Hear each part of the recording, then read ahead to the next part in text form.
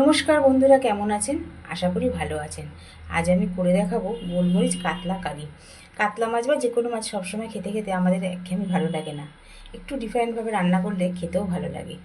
কাতলা মাছের গোলমরিচ কারি করতে লাগছে কাতলা মাছ। কাতলা মাছগুলোকে ভালো মতো ধুয়ে নিয়েছি, নিয়ে উষ্ণ গরম জলে লবণ হলুদ মাখিয়ে ধুয়ে নিয়েছি। এবার এর মধ্যে গোলমরিচ লবণ হলুদ মাখিয়ে ম্যারিনেট করে রাখবো। হলুদ লবণ দিয়ে দিলাম, দিয়ে দিচ্ছি একটু সর্ষের তেল। এগুলো 30 মিনিট মতো এভাবে থাকবে।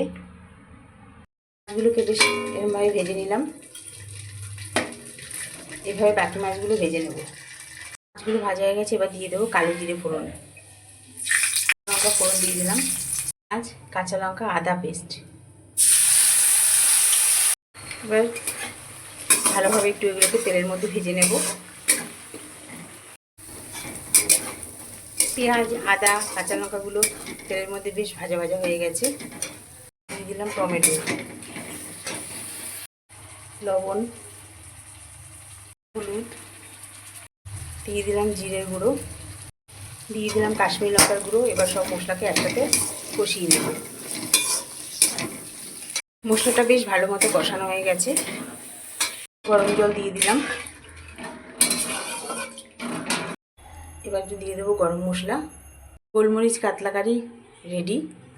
এবার গ্যাস অফ করে দেবো। গোলমরিচ কাতলা কারি আমার রেডি। আর আমার এই রেসিপিটা যদি ভালো লেগে থাকে তাহলে একটি লাইক কমেন্ট শেয়ার এবং আমার চ্যানেল মনির ইচ্ছেকে সাবস্ক্রাইব করার অনুরোধ রইল। আজকের মতো এই পর্যন্ত।